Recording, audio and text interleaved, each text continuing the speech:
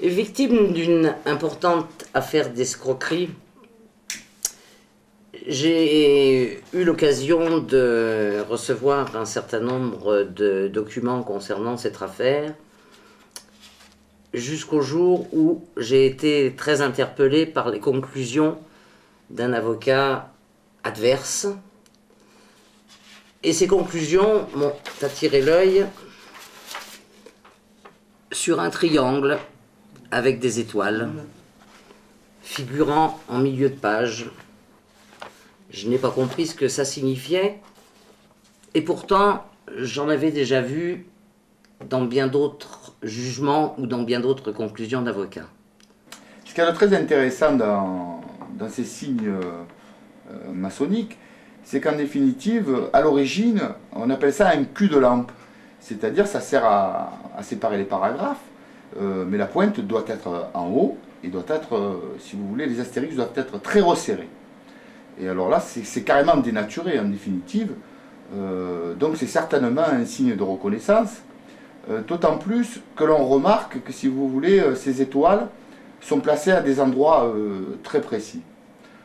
Dans cette affaire d'escroquerie dont j'ai été victime, l'avocat de la partie adverse, entre l'audience correctionnelle de première instance et le délibéré, adressait, ce qui pourtant est interdit par la loi, un courrier à la présidente du tribunal correctionnel sur lequel on voit un signe, 2 signes, 3 signes, 4 signes, encore des étoiles et toujours des étoiles. La signification de ces étoiles, disposées très souvent en triangle, la pointe en haut signifie que ce qui suit doit être lu avec attention par les frères maçons. Les 3 points, dites étoiles, triangle, pointe en bas, signifient qu'ici s'arrête le message.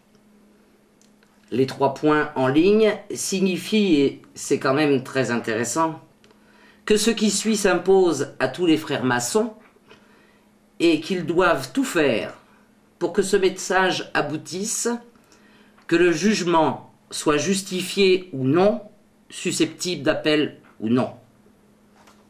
On appellera ça un trafic d'influence. D'autres exemples, un premier jugement correctionnel en première instance,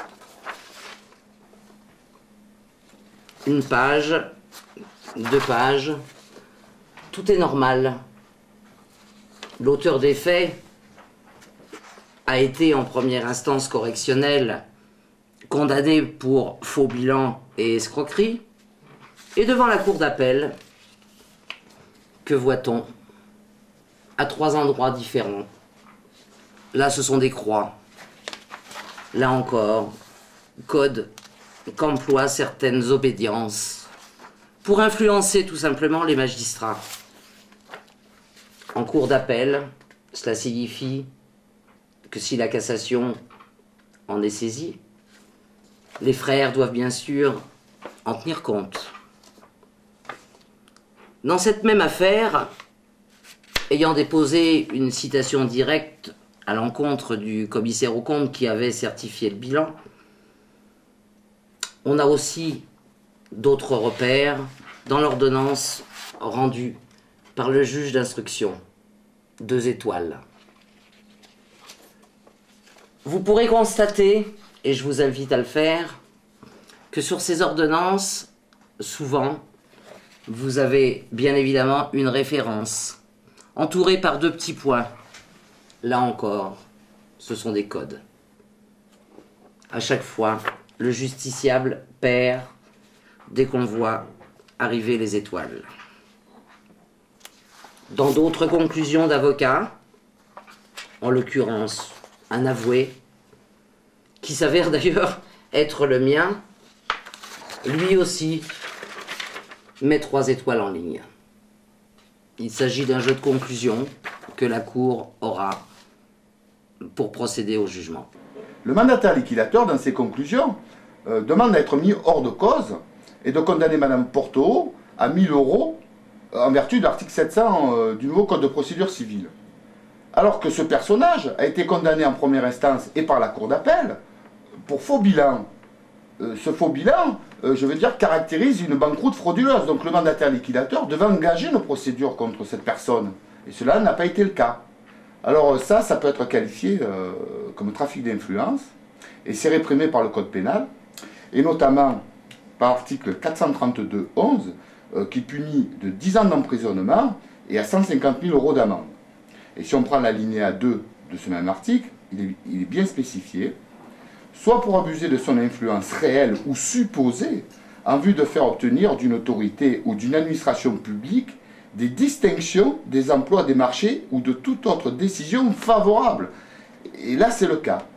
Donc, je veux dire, c'est quand même très flagrant. Dans toutes les procédures que Mme Porteau a indiquées, on retrouve ces croix ou ces signes, si vous voulez, à des endroits bien précis, demandant à la Cour de tous ces jugements, je veux dire, sont complètement tronqués.